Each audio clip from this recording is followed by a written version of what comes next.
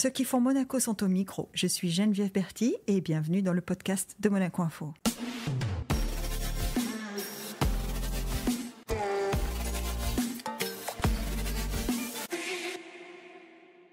Notre invité du jour s'est imposé dans le paysage francophone grâce à son style unique, humoriste, comédien, chroniqueur.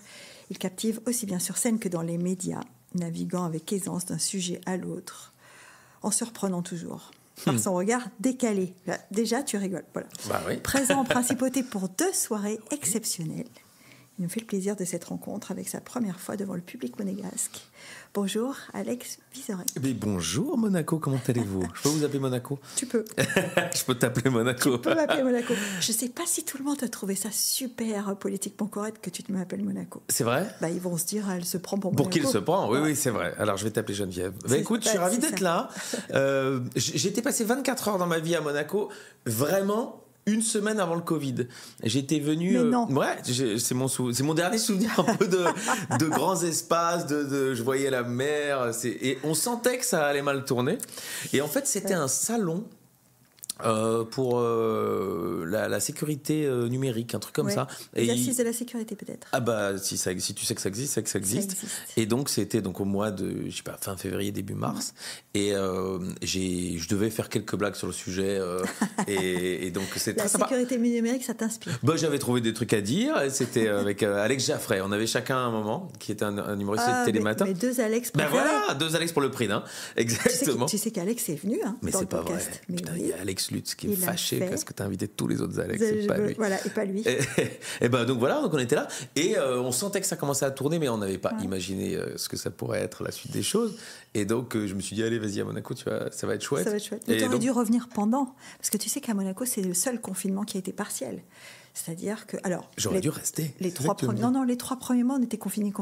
Ok. Mais après, les décisions des autorités ici à Monaco, ça a été de dire on reste ouvert avec des mesures spécifiques, donc il fallait être rentré à 21h30, il fallait 1m50 entre les tables au resto, etc. Mais tout était ouvert. Vous avez peut-être eu raison, non? Bah, vu les résultats, je pense qu'on n'a pas eu tort. Ouais. Oui, personne ne savait. Non, moi, je suis OK avec ça, que personne ne savait. Et en fait, oui, on a vu les premières salles qui se sont réouvertes, c'était chez vous. Donc, on voyait que ça jouait, ça jouait ici, quoi. Donc, super. Et vous ne m'avez pas invité à ce moment-là. Mais tu sais, moi, je ne suis pas comme ça. On a attendu que ce soit bon. Alors, je ne sais pas si on a attendu que ce soit bon, mais... Et ça, tu pourras nous le dire à un moment donné. Tu sais, je sais pas à quel moment quelqu'un qui se lance et qui fait de la scène pense qu'il est incontournable ou je sais pas à quel moment on pense. Je serais très prétentieux. On fait partie de l'affiche. Oh non, je serais très prétentieux de penser être incontournable. Je ne sais pas s'il y a des humoristes qui pensent ça. Avec le recul maintenant que je réfléchis, je crois qu'il y en a un ou deux qui doivent ne pas comprendre pourquoi Mais c'est des personnalités, c'est pas tant notre métier. C'est vrai pour des chanteurs, c'est sans doute vrai pour des avocats, c'est sans doute vrai pour des médecins. Non, mais des artistes de scène déjà. Oui, c'est-à-dire que moi, j'ai réussi tard. J'ai fait école de commerce d'abord, où j'étais dernier de ma promotion. Je comprends mieux pourquoi tu analyses les sujets financiers comme ça. Mais j'aime bien. J'ai pas raté. C'est la plus dure de Belgique. Donc j'étais. C'est laquelle, tiens? Solvay Business School. Ah, Solvay. Tu connais? Ah ouais, c'est chic Solvay. Hein. Pour quelqu'un qui a vécu à Bruxelles. Toi qui as vécu à Bruxelles, tu sais. En France, ça ne parle pas, mais c'est HEC, on va dire, c'est l'équivalent. Ouais, puis c'est en plus, il y a ce truc à Solvay que quand on est sorti de Solvay, on a une étiquette. Il y a une aura, que j'ai jamais compris et maîtrisé, parce que tu me mets devant une feuille d'impôt, je suis pas à l'aise, hein, donc franchement. Mais tu es à l'aise. Je pense que c'est une école. Solvay, c'est aussi une école de société, c'est-à-dire ça apprend des postures, ça apprend. Et ça, j'en suis, je pense l'avoir intégré. Je pense. Et il y a un truc qui est vrai. C'est la confiance en soi. C'est-à-dire que si tu réussis ça, on te place parmi l'élite potentielle de la Belgique. Ça fait pas du tout de moi un bon comique, mais on te donne confiance en toi. Justement, on te donne confiance en toi. Tu dis, ça me fait pas de moi le meilleur comique de Belgique ou d'Europe, peu importe. Mais à quel moment tu te dis... Alors, je vais expliquer à mes parents que j'ai fait Solvay, je l'ai réussi. Oui. Bien. Je fais partie de l'élite. Oui, j'aime pas ce mot, mais en tout cas, sur mon CV, potentiellement, j'avais tout pour. Des jeunes loups belges. Oui, on va dire ça comme ça. Et bah non, les gars, je vais faire de la scène alors finalement. Alors je les avais déjà un peu mis au parfum parce qu'après 3 années à Solvay, donc il y en a 5. Il y en a 5, ouais.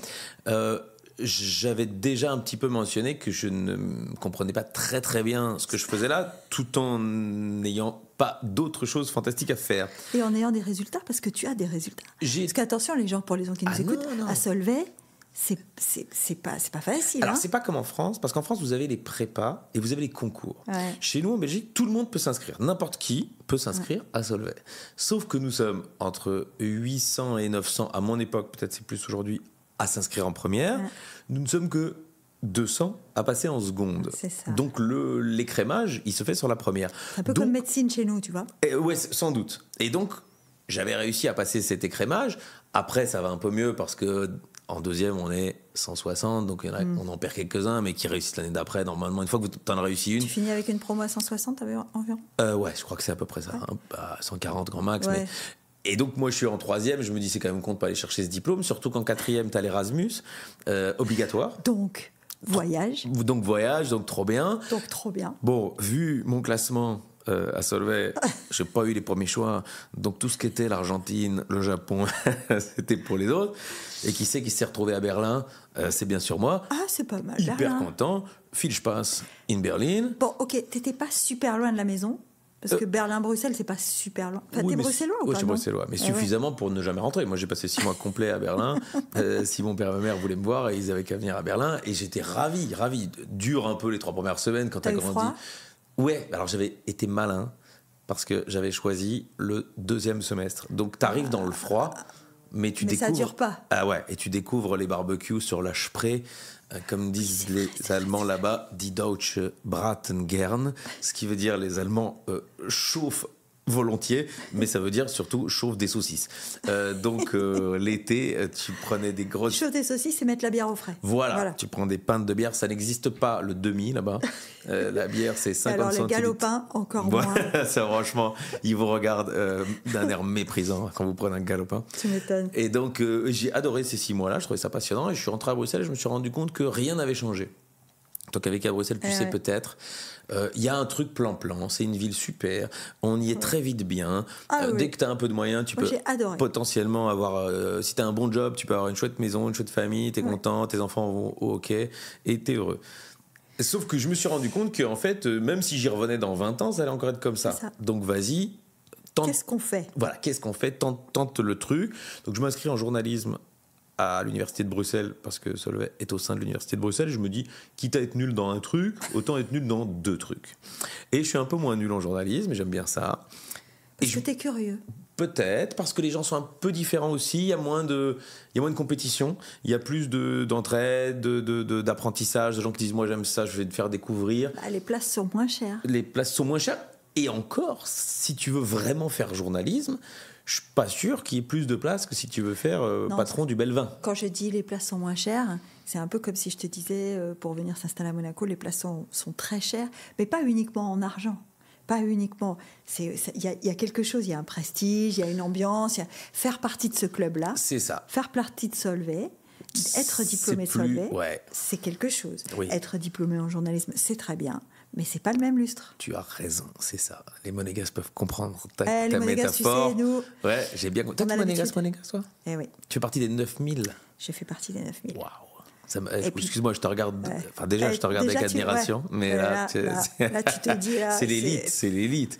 Mais oui, je sais. Je crois que peut-être. Non, j'ai dû en rencontrer d'autres dans ma vie, mais. Alors, tu sais, le truc, c'est qu'on le dit pas. Vous le dites pas, bien sûr. Voilà. Alors, moi, j'ai pudeur. J'ai cette anecdote. J'arrive, donc moi, je fais mes études à Paris. T'es pas d'ici, toi, au départ ? Si, moi, je suis née ici. Ah, d'accord. De père. Donc, t'es né monégasque. Tu sais, à Monaco, il n'y a pas de droit de sol, hein, donc c'est que des droits du sang. Donc, voilà. Donc, ça sert à rien que je drague une monégasque, c'est ce que tu es en train de me dire. Et bien surtout, il faudrait que tu restes marié 20 ans, ça va être long. 20 ans. Et oui. J'imagine qu'elles sont super, les monégasques. Mais elles sont toutes fantastiques. On ne verra pas le temps passer. C'est ça.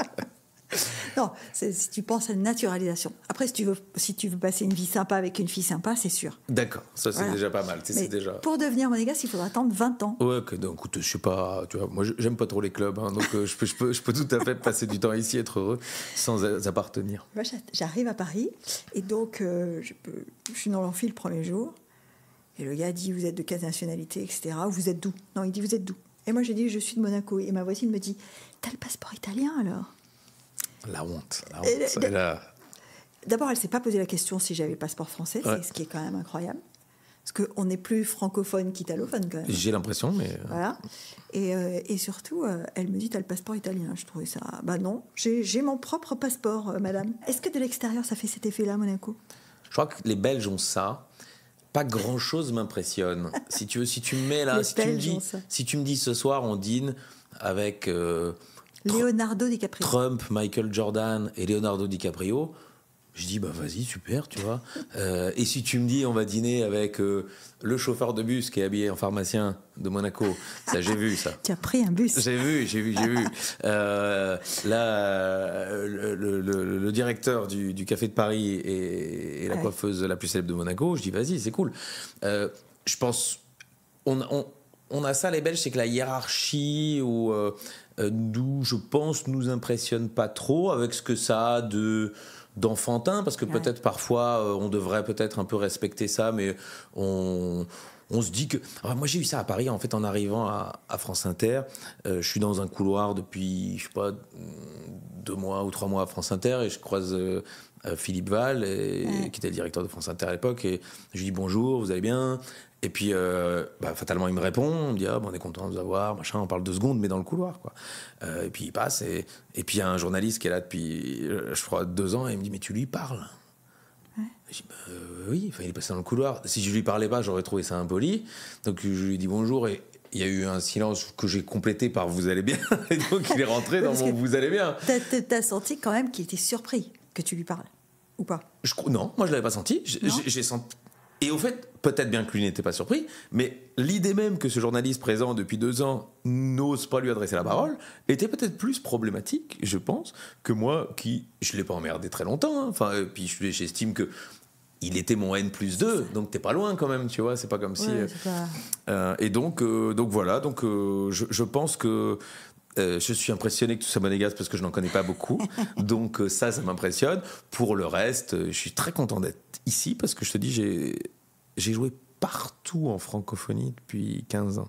Je suis allé en Suisse, je suis allé au Québec, je suis allé en Corse. J'ai mis du temps à aller en Corse. Et j'aime bien. Alors moi j'ai des copains corses, ils vont adorer ça. Je vais leur dire, écoutez Vizorek, tu vas voir, il a dit un truc, tu vas adorer. Et ils vont tous m'appeler en me disant, il a dit qu'il était venu en Corse, quoi. Bien sûr, mais j'ai mis du temps. Et les 2 derniers bastions français où j'étais pas allé, enfin français, tu vas m'engueuler en disant ça, c'était la Corse et c'était Monaco. Et la Corse, je suis allé il y a 1 an et demi. Donc j'ai mis du temps à arriver chez vous. Autant dire, je vais profiter de ces 2 soirs. Tu m'étonnes. Alors justement, quand on fait de la scène, parce que on a dit, tu fais de la scène, tu fais de l'antenne, de la télé, de la radio. C'est pas le même métier quand même. Du tout. Et moi j'ai eu la chance. Est-ce que c'est de la chance ou est-ce que c'était la logique normale de mon parcours? J'ai commencé sur scène. Donc j'ai toujours été admiratif des humoristes en radio, en télé. Moi je regardais Stéphane Guillon chez Ardisson. J'ai eu la chance de lui succéder, mais au moment où je le regardais, dans ma tête, c'était loin de moi l'idée. J'écoutais des François Rollin. Ouais, t'as eu des modèles, c'est ça que j'allais te dire. T'as eu des modèles ou pas? Alors moi, sur scène, mon modèle absolu, c'était Lucchini. Parce que je trouvais qu'il tirait les gens vers le haut avec le contenu de ce qu'il racontait. Il venait avec des bouquins sur scène et il nous racontait les bouquins. Et derrière, moi, j'ai beaucoup ri au spectacle de Lucchini. D'ailleurs, j'ai déjà mes places pour au mois de mars, je vais le voir 2 fois. Donc, je suis très content. Comme il dit à chaque fois, il me dit Vizorek, il paye ses places. 55 € la place, il est là, il est devant. Parce qu'il ne donne pas d'invite, hein, évidemment. Il a bien raison, d'ailleurs. Il n'a pas besoin. Tu vois, qu'il y a bien des gens qui pensent qu'ils sont de l'autre côté de la barrière. Et je ne sais pas s'il pense ça ou s'il estime que... Tu sais, parce qu'il joue genre lundi, mardi à 18h30, parce qu'il n'y a pas de... Donc il choisit il dit, je choisis des moments pour être sûr que les gens qui viennent me voir aient très envie de venir me voir. Et je trouve ça assez drôle comme idée. Et au fond, quand tu es à ce stade-là, que tu peux te permettre ça, pourquoi pas? Et il n'a pas l'ambition de se dire, tiens, je fais des zéniths avec Sioran, avec Hugo, avec je ne sais pas si ça lui irait très bien. Et je crois pas que ça lui irait très bien, tu as raison. Mais en t'écoutant, je me dis, remarque, toi, quand humoriste belge, tu choisis de venir te produire à Monaco, tu fais un peu la même chose. Tu te dis, les gens qui vont venir me voir, c'est parce que vraiment, ils veulent venir me voir. Il y a ça. Il y a aussi que je connais très bien depuis de longues années les organisateurs qui sont belgo-français, mais je connais bien Fabrice et Floriane. Fabrice qui était présentateur sur RTL Belgique en son temps, et c'est un des premiers à m'avoir ouvert le micro sur cette antenne, parce que j'étais un peu de l'autre côté, j'étais sur la RTBF, et il a dit, maman, Alex, il est suffisamment connu, j'ai le droit de l'inviter sur RTL, ce qui n'était pas convenu, et ça m'a touché à l'époque, et donc on est en contact depuis. Quand il m'a dit, je suis à Monaco, maintenant je fais toute autre chose dans ma vie, mais j'aimerais bien organiser des soirées stand-up, est-ce que tu viendrais? J'ai dit, écoute, moi je termine mon spectacle au mois de janvier, et donc j'ai fini ad vitam, que je n'ai malheureusement jamais joué à Monaco. Oui, je sais, c'est dur. Mais c'est dur pour nous, surtout, on ne l'a pas vu. Mais si vous m'aviez demandé, je serais venu. J'ai joué 4 ans et demi. Et, bon, c'est fini ou pas? C'est fini en France. Si on considère Monaco comme l'étranger, parce que je vais encore faire 2 dates au Québec. Mais monsieur, c'est l'étranger. Bon, donc à ce moment-là, on peut encore jouer sur cette ambiguïté-là. Je vais te sortir mon passeport, tu vas voir, c'est l'étranger. Vas-y, appelle le Grimaldi Forum, dis-leur de me trouver une date. Il te faut quoi, 900 places? Ouais, c'est autour de ça qu'on tournait dans les grandes villes, donc oui. Ouais. Mais j'ai fait Antibes, ici à côté, merveilleux théâtre Antea, où j'ai fait 2 dates pleines, c'était super. Donc voilà, je pense que certains Monégasques ont pu venir me voir, pas trop loin de chez eux, j'ai fait Nice. Et donc je leur ai dit, une fois que j'ai fini de ce spectacle et que je vais commencer à marmonner des choses pour un suivant, où j'aurais envie de revenir dans des petites jauges et tout, on se fait ça. Et donc c'est ce week-end. C'est très très touchant. Non mais c'est vrai parce que c'est une chose que moi je peux comprendre, cet attachement à des gens de chez toi que tu connais depuis longtemps, avec qui tu as fait d'autres choses et que tu oublies pas dans ta carrière. C'est un truc que je trouve touchant. Moi Et c'est parce que aussi je sais qu'ils font bien leur boulot. Tu vois ce que je veux dire? C'est pas parce qu'on se connaît depuis longtemps et qu'ils m'appellent en disant viens dans ma pizzeria au fin fond de Mont-Soleil-Mines. Voilà, oui c'est ça. Là je peux toujours penser que j'y viendrai pas, mais j'ai vu qu'ils avaient très bien fait les premières éditions, qu'ils veulent nous mettre super à l'aise et tout en disant voilà vous serez c'est super ce Méridien. On est bien. Travaille bien monsieur. C'est pour ça que je comprends pas que vous m'ayez pas engagé plus tôt, parce que moi aussi je travaille bien madame. C'est vrai. Oui, alors justement, parlons de ça. Parlons de mon travail. Parlons de ton travail, parce qu'il y a la scène, et il y a l'antenne aussi. Et là, juste avant de commencer, tu me parlais d'RTL. Est-ce que tu penses... D'abord, la radio, c'est quand même le média de l'humour, je trouve, ou en tout cas de la parole. C'est pas faux. C'est celui... Et c'est pas un hasard si on choisit de faire un podcast avec toi. Tout à fait. C'est parce qu'on a envie de t'écouter, en fait. Faut quand même dire aux gens que je suis assez beau.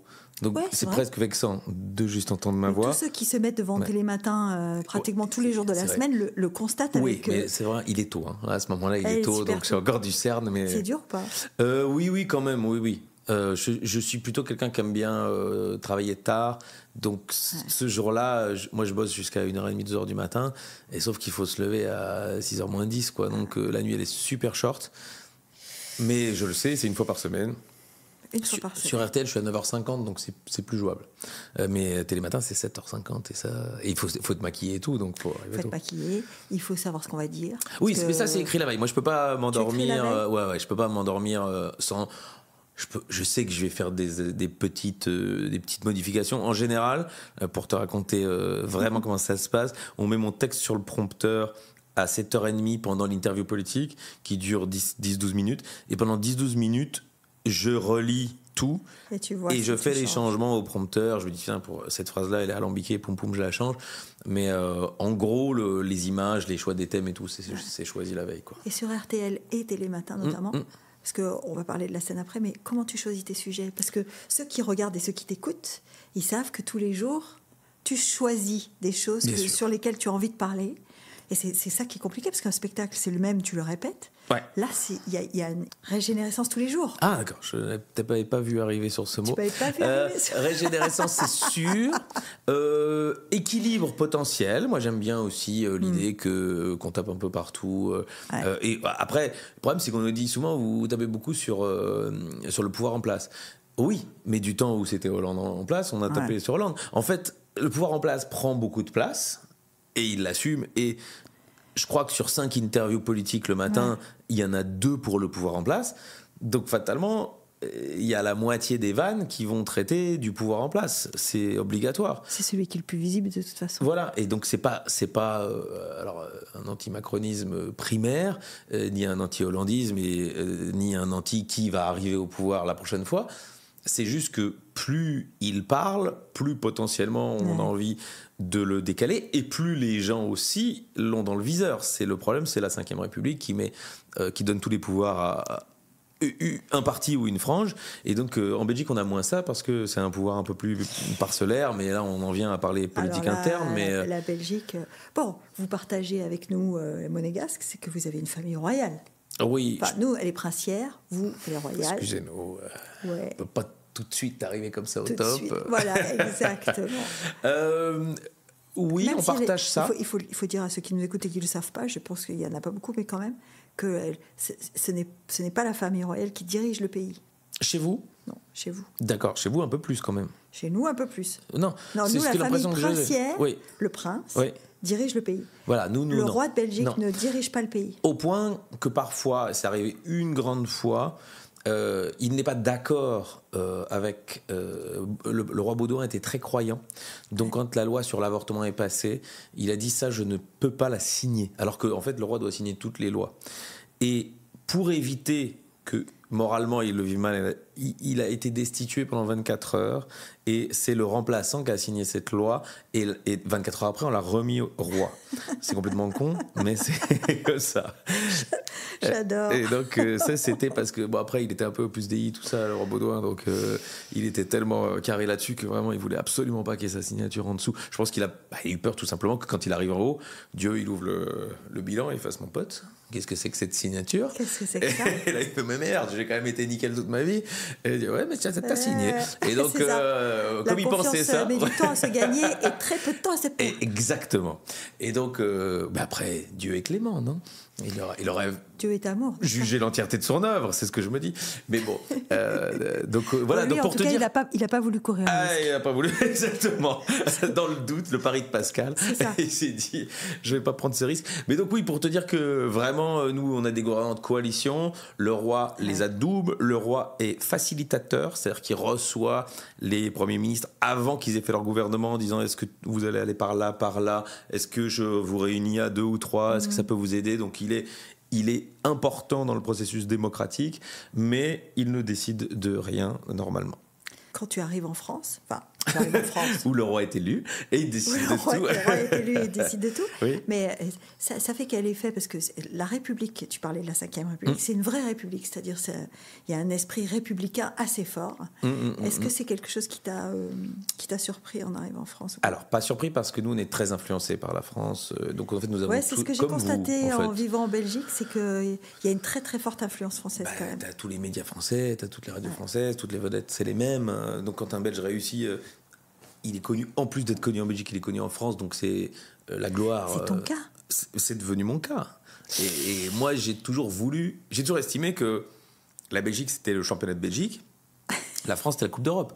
Et que donc, il fallait aller gagner la Coupe d'Europe. Et en plus, quand vous gagnez la Coupe d'Europe, en Belgique, on vous respecte de ouf. On se dit, putain, il est parti, il nous représente, et il marche très bien. Donc, il y a certains humoristes qui sont plus connus que moi en Belgique, mais globalement...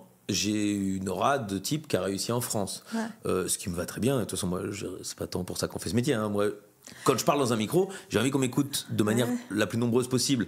Donc, quand vous parlez dans un micro à RTL ou avant à France Inter, potentiellement, il y a 1,5 million, 2 millions de gens qui vous écoutent. Quand on parlait dans un micro de la RTBF, les bonjours, il y avait 160 000 personnes. Donc, vous préférez écrire la blague pour 2 millions de gens. Voilà. C'est vrai que la taille du pays, qui en plus est scindée, hein. Oui. Parce qu'il y a aussi toute la partie flamande. Totalement, qui ne vous écoute pas du tout. Voilà. Et l'inverse, c'est vrai. J'allais dire qu'ils ne t'écoutent absolument pas. Alors attention, que quand tu es francophone... j'ai une chronique sur la radio flamande. Parce que ik spreek zeer goed Nederlands. En ik ben de Belge in Frankrijk. Donc je fais des chroniques depuis Paris. Donc qui s'appellent tu parles néerlandais en plus. Coucou de France. Mais j'ai un énorme accent et tout. Mais ça les fait marrer. Et je raconte ce qui se passe en France une fois tous les 3 semaines sur Radio 1. Ça, c'est incroyable en Belgique. C'est que les deux communautés, comme tu l'as dit, moi je l'ai vécu, donc je le sais, elles sont très très peu liés. C'est comme en Suisse. C'est comme la Suisse germanique et la Suisse francophone. Ils se connaissent peu. Ils se voient, ils savent qu'ils existent, mais voilà, c'est tout. C'est ça. Et en revanche, tout le monde parlait de langue. Enfin, presque. Ouais, alors de moins en moins. Et ça, c'est un vrai problème. C'est vrai. Et il y a de moins en moins d'intérêt pour l'autre langue des deux côtés. Tout un moment, pour les Flamands, c'était chic et tout. Du côté de Gand, du côté d'Anvers, c'était chic de parler un beau français et tout ça. Maintenant, c'est beaucoup moins le cas. Il y a beaucoup d'indépendantistes flamands qui prennent de l'importance, donc c'est beaucoup moins le cas. C'est un peu malheureux. Et l'inverse, c'est vrai. Nationaliste chez les Flamands. Du côté flamand. Ouais. Et du côté francophone, on a toujours un peu pris la langue flamande de haut, genre à quoi ça nous sert. C'est la 6e langue européenne en vrai. Ouais. Et si vous parlez bien le flamand, vous avez une porte vers l'allemand toute grande. Ouais. Donc c'est complètement con de dénigrer ça. Tu sais, c'est tellement mal foutu notre pays que il y a quand même énormément de villes qui sont à la frontière. Ouais. Donc, comme l'enseignement est une matière communautaire et non nationale, les professeurs de flamand en Wallonie sont francophones. Et les professeurs de français en Flandre sont flamands. Alors qu'il ne suffirait qu'ils fassent 3 km chacun de l'autre côté. Et ça, je trouve ça... On est quand même suffisamment malin pour tellement de trucs et ça, c'est tellement bête. Je te le dis, tu te marres, comme tu dis, c'est complètement con. Et ben oui, nous, c'est ça. Non, mais après, il y a des incongruités comme ça qui relèvent aussi de... Ça me plaît que tu parles de l'Europe à ce moment-là, parce qu'il y a beaucoup d'incongruités dans nos règles qui viennent de cette espèce d'esprit d'uniformité. La grosse blague, moi, quand je vivais à Bruxelles, c'était le pommeau de douche. La grosseur du pommeau de douche, la Commission européenne était en train de... Elle avait légiféré sur la taille des cotons-tiges. C'est ça. Non, mais, et c'est... Après, c'est parfois un peu un cliché, mais, mais en vivant là-bas, aussi, je me suis rendu compte d'abord qu'il y avait beaucoup d'influences complètement différentes, parce qu'il y a beaucoup de nationalités. Les gens oublient, mais il y a tout le quartier Schuman, c'est un quartier européen. On a un vrai carrefour de l'Europe. Voilà, il y a un vrai carrefour. Et est-ce que ça a contribué, enfin je sais pas, je me pose la question. Je me dis, est-ce que l'humour pour toi c'était quelque chose que tu as découvert et que tu avais une sensibilité, ou est-ce que c'est venu par les influences que tu as eues autour de toi? Alors sans doute un peu les deux. Il y a toujours un peu d'inné, un peu d'acquis. Parce que tu m'as pas répondu, tu m'as pas dit comment tes parents ont pris la chose. Ah oui, tu m'as dit ok, je les avais un peu préparés, mais alors, quand même. Non, quand je les avais préparés, c'est quand j'avais été en journalisme. Mais en fait, alors je vais répondre à cette question, puis je reviendrai à la précédente. Mes parents, mon père avait été chanteur quand il était gamin. Donc il avait rêvé et il a fait 45 tours. Donc il a eu son nom, il avait déjà enlevé quelques lettres à notre nom commun qui est Wieczorek. Et donc il avait enlevé quelques lettres et moi je suis allé au bout de la logique, j'ai vraiment simplifié notre nom, ça fait Vizorek, ce qui marche très bien. Et donc il avait arrêté et puis travaillé dans la chaussure, comme ma maman aussi qui avait hérité de l'entreprise familiale de chaussures de son papa. Donc moi j'ai beaucoup grandi dans des chaussures pour femmes. Donc oh wow. Alors je ne sais pas ce que ce wow veut dire. Oui, on a pu développer un petit fétichisme, mais il est trop tôt pour en parler. Mais surtout, c'est pas le moment. Surtout, c'est très frustrant parce que ma sœur pouvait aller dans les magasins et prendre des chaussures. Et pas toi. Comme j'ai arrêté cette carrière de drag queen assez tôt, j'ai très peu profité des magasins de chaussures de ma maman. Première indication, voilà. Alex ne porte pas de chaussures de femme. Non, j'ai des baskets. Non, je suis navrée. Et ma mère a été frustrée quand j'ai acheté les premières baskets. Elle dit mais enfin, parce qu'elle aimait bien les belles chaussures avec du beau cuir. Enfin, elle a toujours vendu ça. Ouais. Mais après, elle a compris quand même que c'était quand même un peu à la mode. Et maintenant, même elle, je la chope avec des sneakers aux pieds, du haut de ses 70 ans, mais avec des belles couleurs et tout. Alors, je la vois, il y a des jeunes qui la regardent en disant elles sont super vos baskets, madame. Mais l'entreprise familiale fonctionne toujours ou pas? Non. L'usine, moi, je l'ai vu. Moi, j'ai vu des gens couper du cuir au couteau pour faire des chaussures. Et j'ai vu des piqueuses piquer les chaussures avec des machines à coudre. Mais j'avais à ce moment-là 8-10 ans. Et puis, ils ont fermé parce que la concurrence italienne était plus grande. Et en fait, même les Italiens terminait les chaussures fabriquées en Chine pour pouvoir mettre Made in Italy. Ouais. Il faisait encore 2 piqûres en Italie. Mais c'était déjà plus le cas. Et c'était déjà plus le cas. Et donc, du coup, effectivement, moi, j'ai connu les magasins, parce qu'elle a gardé les magasins. Mais l'entreprise qui fabriquait en tant que telle les chaussures, je l'ai très peu connue. Très peu, ouais. Et donc, ça pour dire que ils étaient pas mécontents tous les deux, vu que j'avais été un bon élève à l'école, de se dire, bah écoute, s'il a envie d'aller au bout de ses rêves, on va l'aider, il va partir 1 an à Paris et il va se rendre compte que c'est peut-être pas pour lui. C'est comme me dit ma mère, on peut pas dire que t'étais si drôle que ça, le dîner de famille. Mais oui, mais ça, tu vois, c'est incroyable que tu dis ça, parce que j'étais en train de me dire, est-ce qu'il était drôle petit ? Je crois pas tant, mais j'avais compris la force de l'humour. Mon père était quelqu'un qui parlait fort à table et qui racontait des blagues. Il aimait bien raconter des blagues. Et je voyais que quand il racontait une blague, tout le monde écoutait mon père et à la fin, il avait un grand éclat de rire parce qu'il racontait bien. Il raconte toujours bien d'ailleurs. Il faisait des accents et tout. On peut plus toujours tout faire, mais il faisait des accents. Et donc, je voyais bien que ça amenait autour de lui un halo de sympathie, de gentillesse. Les gens aimaient bien être avec mon père, boire des coups de mon père. Et il faisait des blagues quand il venait me voir jouer au foot avec les copains les parents de mes copains du foot qui étaient, on va dire, parfois des ouvriers. On est toute classe sociale mélangée. Toute classe sociale confondue. Et quand il était dans des dîners avec ses copains avocats et chics, il faisait quand même les mêmes blagues. Et je voyais bien que ça amenait la même joie de vivre. Alors, c'est vrai que le rire, l'humour en général, c'est pas trop socialement cantonné. C'est-à-dire, on peut, comme tu dis, on peut être un soir avec un public très huppé, le lendemain avec un public plus mélangé.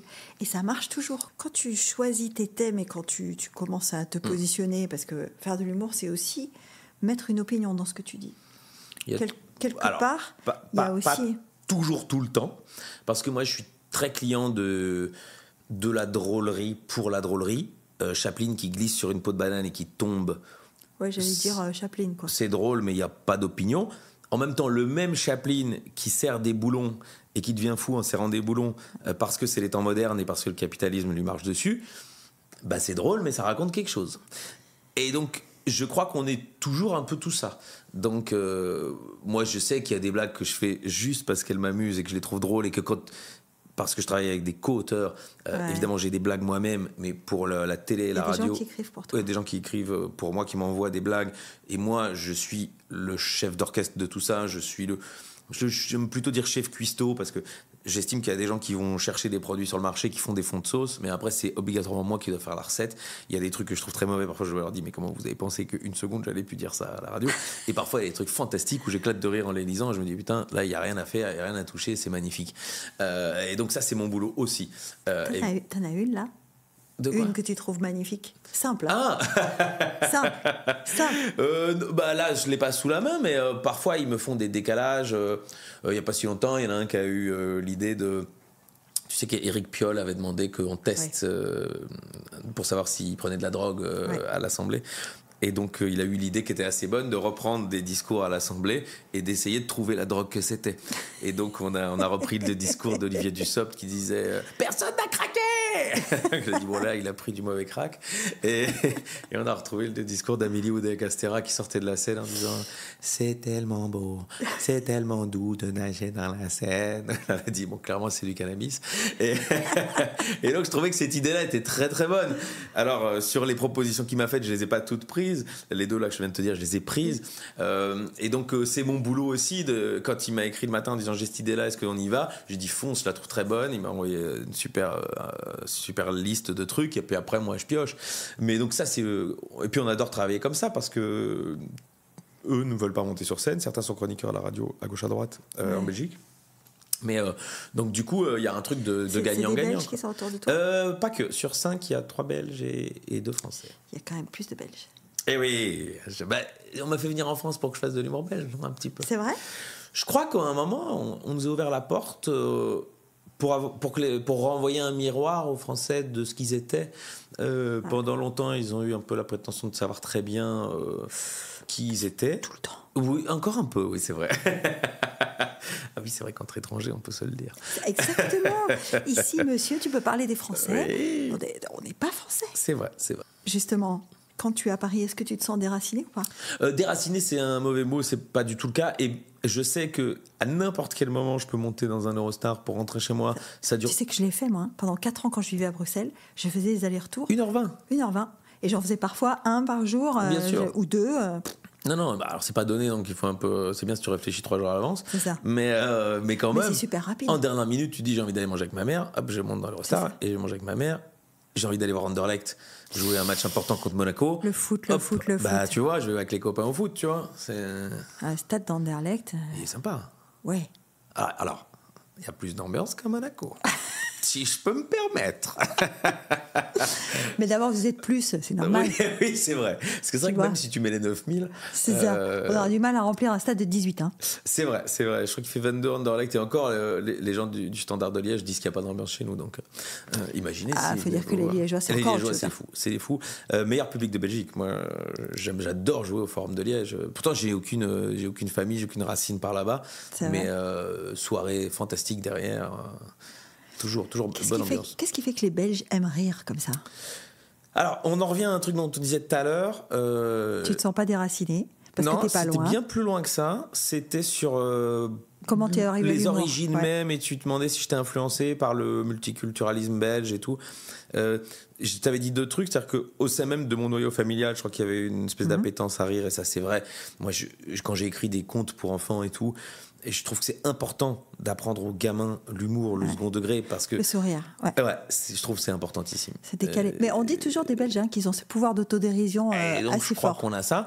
Et ça, c'est plus, je dirais, macro. Là, je te parle de micro dans ma famille, mais macro de la Belgique. Oh, le Sol Vega est toujours là. Tu vois, oui, mais t'as compris ce que je voulais dire. Bien sûr. Oui. Macro, c'est l'État. L'État, nous sommes partis d'un pays qui est tout petit. C'est-à-dire que si demain, n'importe quel pays voisin décide de nous envahir, c'est terminé. Ne parle pas de ça, t'imagines, on fait 2 km². Tu vois, tu connais le problème.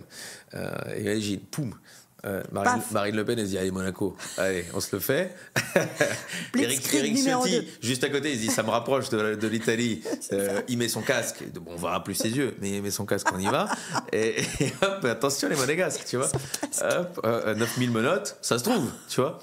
Fastoche. Et donc oui. Et donc on est dans un pays né un peu, tu vois, 1830, on naît pour être un tampon entre les Prussiens, tu vois, après Napoléon qui est venu se casser les dents chez nous à Monaco, à Waterloo. Pourquoi est-ce que j'ai dit Monaco ? Si, je sais, parce que je regarde la mer.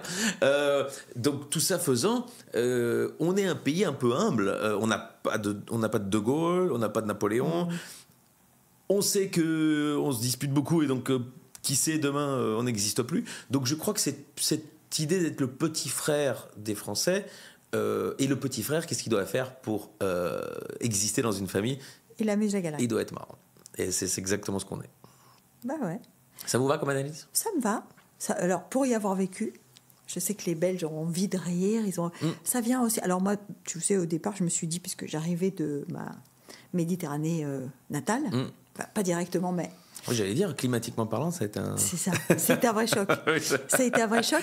Dis-toi bien que hier, quand je suis arrivé, que j'ai vu la mer et le soleil, en février, c'était pas une évidence. Hein. C'est vrai ? Ah, mais c'est fou. Parce que moi, j'ai des copains parisiens qui me disent « Oh là là, j'ai vu ce matin qu'il y avait des gens qui se baignaient chez toi. » Bah oui, ce matin, j'ai fait mon footing et il y a des gens qui se baignent. Je confirme. J'en ai en tout cas 2. C'est peut-être les 2 mêmes que vous mettez chaque jour pour donner l'impression qu'elle est chaude. Mais... Pour mettre sur Instagram, tu sais, en direct de la plage de Monaco. C'est génial, c'est une chance inouïe. Et moi, j'adore le sud de la France. Je suis plutôt du côté d'Avignon, Arles, quand je descends. Mais j'adore. Et en fait, quand on me demande déjà pourquoi Paris-Bruxelles, je donne un chiffre, mais qui est un vrai chiffre. En quantité de pluie tombée, c'est 3 fois plus Bruxelles que Paris, alors qu'il y a 250 km entre les deux. Et les gens me disent « Oh, c'est pas possible ». Bien sûr, c'est possible. Si, je te confirme. Voilà. Et donc, effectivement, ça change la donne. Quand en Belgique, tu pars le matin, tu dois prendre un parapluie et un kawaii.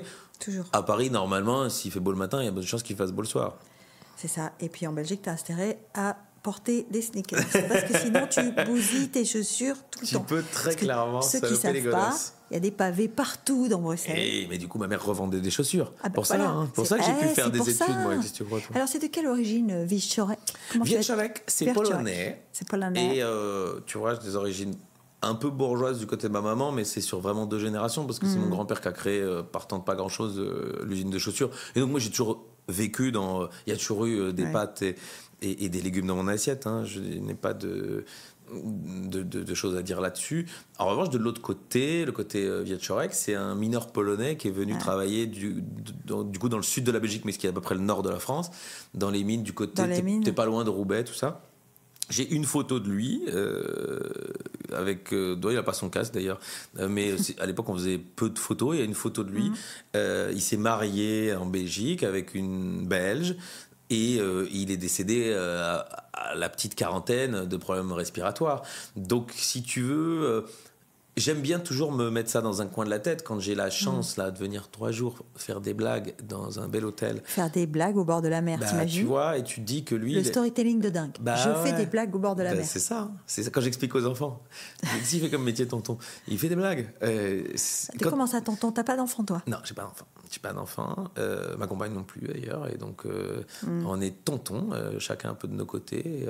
Et c'est très joyeux d'être tonton. Donc c'est pas du tout. Tonton. Ouais, moi ce qu'on me demande. T'es beaucoup sur les routes ou pas ? Tout le temps, et j'ai une angoisse. Mais après, je me suis jamais posé la question. Si j'avais eu très envie de faire des enfants, et je pense que j'aurais trouvé la solution pour en faire.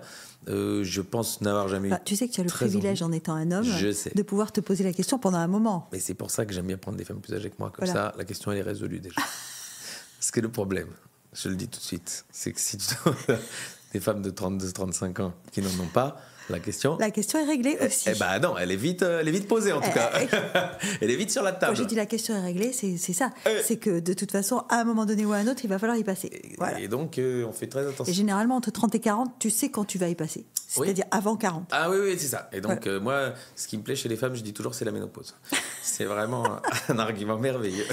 Alors, tu vois, ça transition. Non, mais ça va. De quoi tu vas me parler ? Ça va droit sur le truc, parce que tout à l'heure je t'ai dit, est-ce qu'on peut rire de tout ? Je sais que la question est assez bateau, mais il y avait, tu sais, cette polémique, je sais plus qui avait dit, moi je n'aime pas les femmes âgées. Oui, c'est Yann Moix. Moi j'avais fait une chronique 2 jours après. Et par exemple, ça, est-ce que c'est un sujet dont on peut rire ? Alors moi je pense que... Parce que tu viens d'en rire. Dis-moi, ce que j'aime chez les femmes, c'est la ménopause, tu viens d'en rire. Mais bien sûr, tous les sujets sont marrants. Ça dépend toujours d'où tu parles. Et ça dépend toujours quelle est la finalité. Yann Moix, dans sa finalité, ou alors j'ai pas bien compris, mais ça n'était pas drôle du tout. C'était une analyse factuelle. Et en vrai, moi, ça ne me dérange pas qu'ils disent, moi, une femme au-dessus de 25 ans, je trouve moi, que son corps n'est plus à mes standards, à moi, de goût. C'est audible, sauf que moi, j'avais fait une chronique 2 jours après sur France Inter pour dire, désolé, tu peux pas dire un corps de plus de 25 ans n'est pas beau, parce que moi je trouve beau les corps de 45 ans.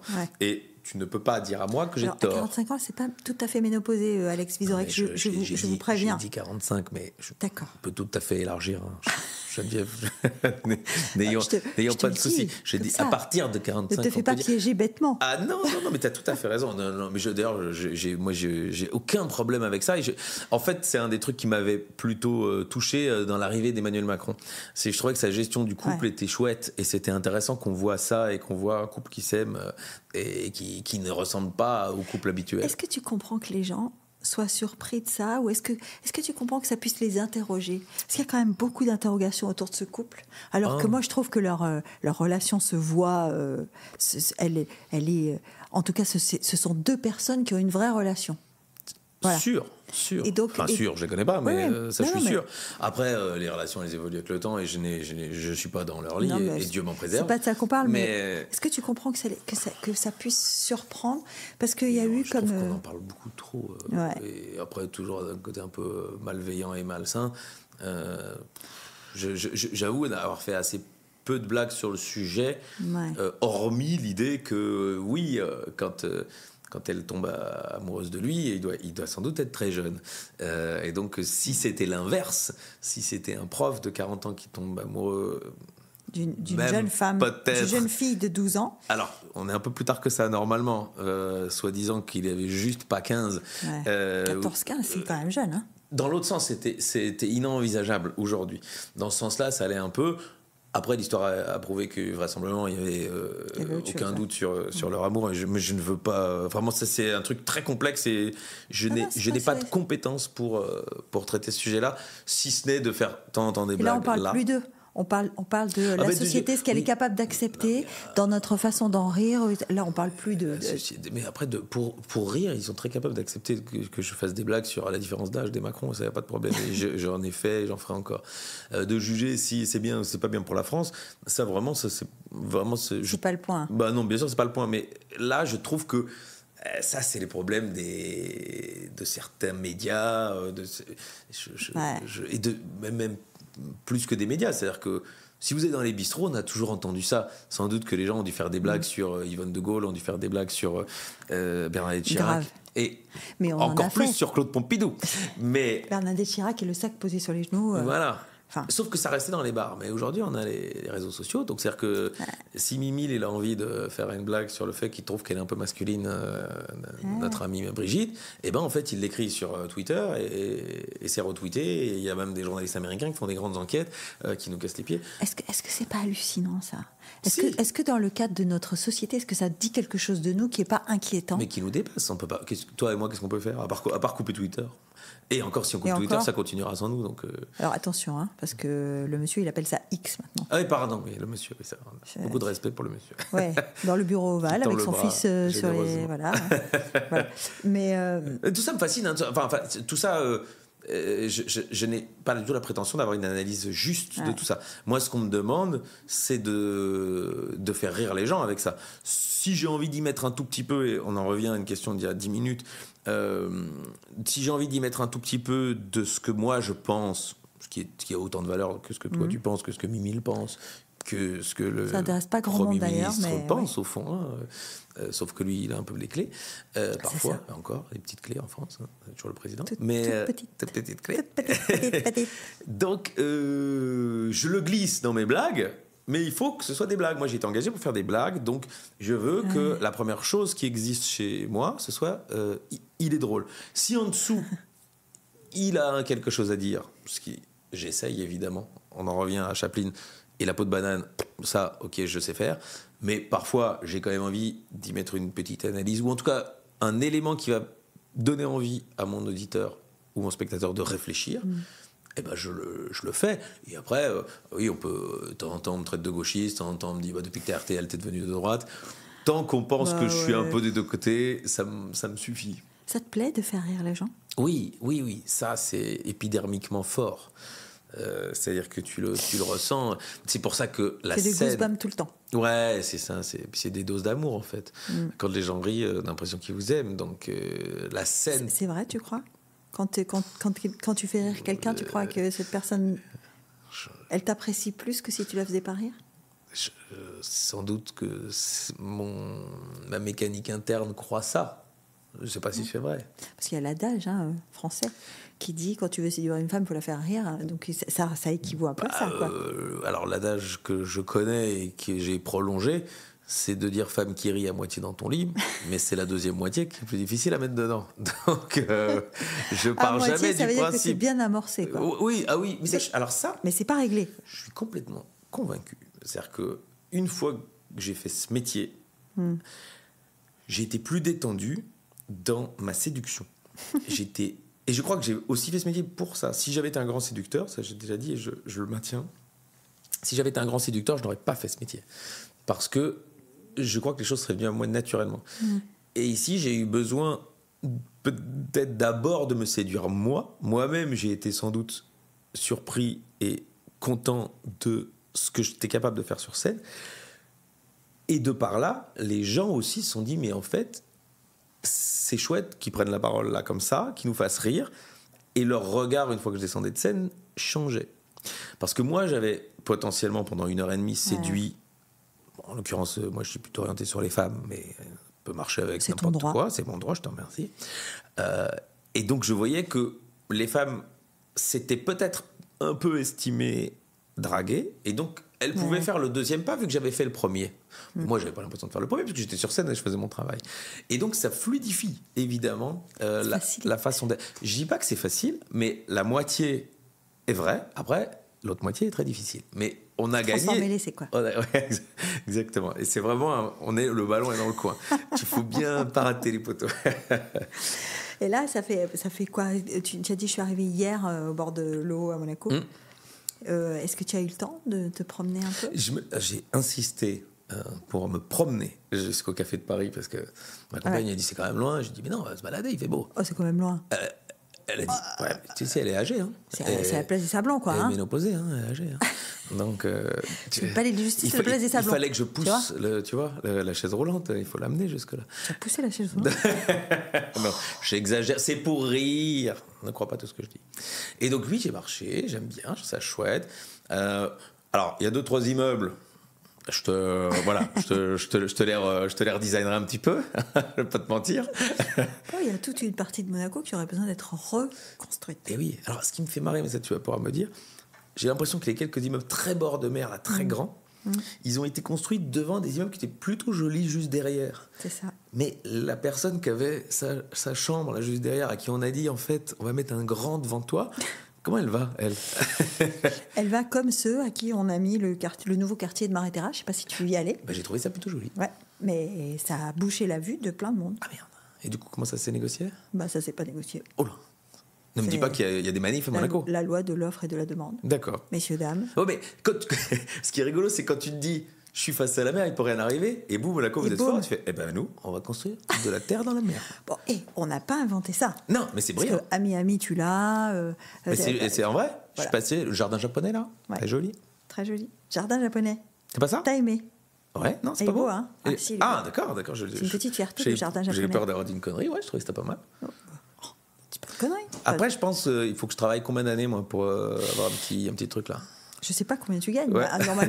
Normalement, un humoriste qui a 3 boulots, parce qu'il fait de la scène, il fait de la télé, il fait de la radio. Je pourrais louer. Je pense que tu vas y arriver. Non, acheter, mon avis, c'est chaud, mais louer peut-être. Acheter, ça dépend. Hein. Ouais. Mais c'est quand même. Si je prends sur 45 ans, un petit prêt sur 45 ans. On a cette image pour toi d'inaccessibilité? C'est pas cette image, c'est que je suis allé voir les prix. Sur les vitrines? Bah oui. Tu as fait les beaux windows de après, toutes les agences tu sais, immobilières. pour nous Belges, moi, je pousse ma mère à venir habiter ici. Du coup, plus d'impôts. Tu aurais une excellente. Oui. Et plus de droits de succession. Ouais, elle veut pas. Il faudrait qu'elle achète ici pour que tu aies plus de droits de succession. Parce que tout ce que vous avez en Belgique, tu continuerais de les payer. Hein. Moi, je me suis dit, bon, tu sais quoi, je vais y trouver une petite chambre de bonne, 12 mètres carrés, coincée. Ça marche pas comme ça. Ah, ok, bon, ça sert à rien que je continue mes recherches. Parce que si tes propriétés, tes biens en Belgique sont soumis aux droits de succession belges, que tu vives à Monaco ou pas.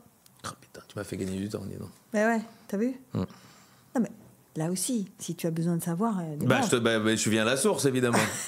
Chez les vrais, quoi. Bon, alors, qu'est-ce qui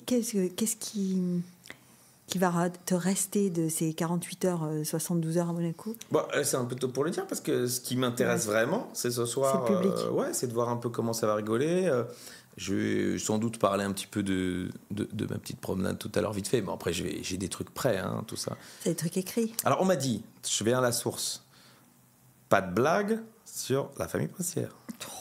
C'est vrai ou c'est pas vrai? Alors, on nous fait passer pour des intolérants. Non, je pose la question, moi. Tu as répondu à la question, toi, tout à l'heure, en disant, si je fais les choses pour être drôle, je peux tout faire. J'ai ton aval. Mais oui.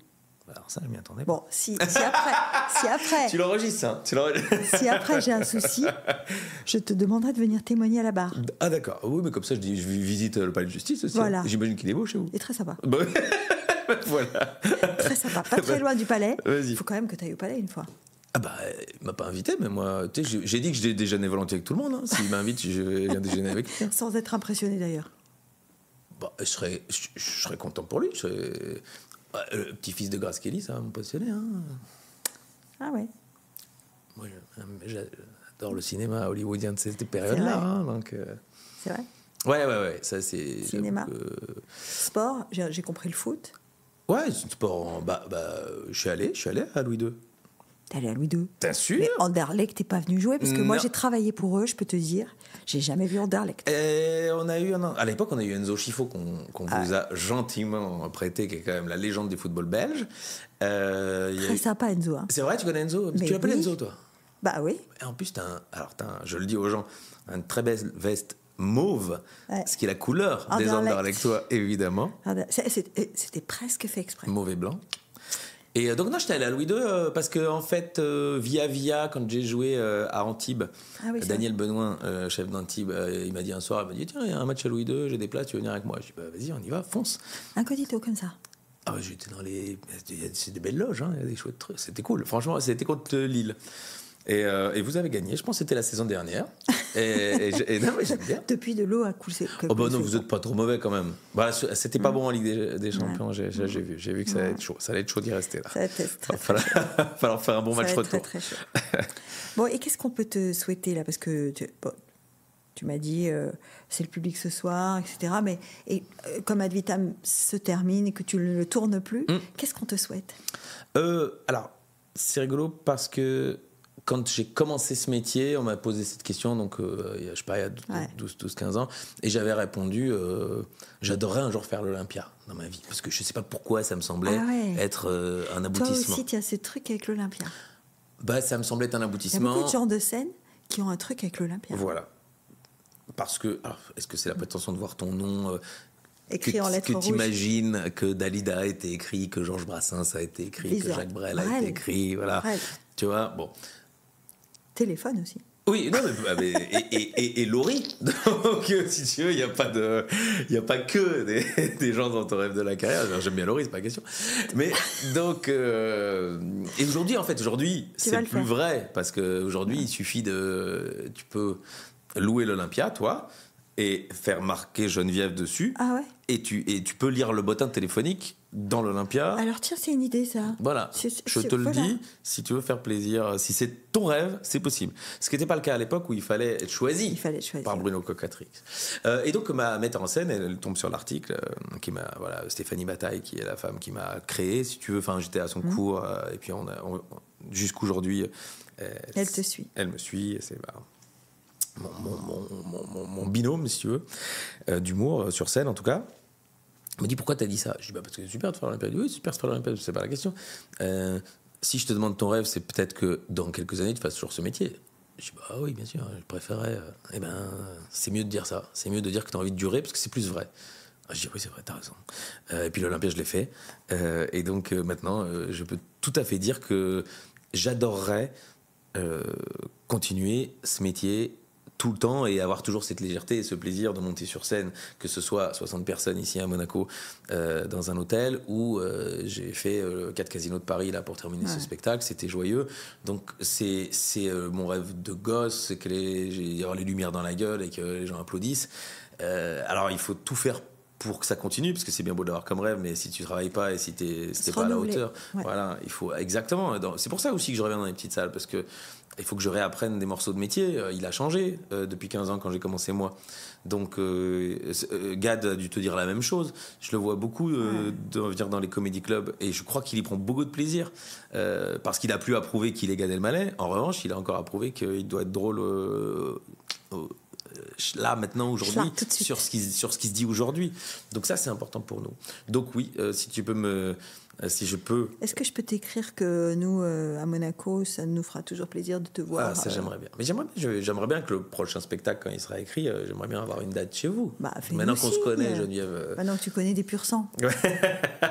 C'est très chic comme mot. C'est J'aime bien pur sang, ça fait très élégant. Bon, et merci Alex, merci beaucoup. Il y a plein de questions auxquelles on n'a pas répondu, je crois, Geneviève. Parce qu'on est parti comme ça en arborescence. Donc si les gens ont des envies d'avoir la réponse à des questions que tu as posées que j'ai pas répondu, ou peut-être j'ai donné des réponses où tu n'avais pas posé la question d'ailleurs. Ça c'est arrivé, je te confirme. Merde, je l'avais pas noté, mais t'es là. Vous pouvez mettre un mot en dessous du podcast sur les réseaux sociaux, j'essaierai de répondre. Tu réponds. Ouais, vraiment. C'est cool. Il faut aller jusqu'au bout du projet. Jusqu'au bout du projet. Je te remercie en tout cas pour ton accueil. C'est moi. À bientôt. À bientôt.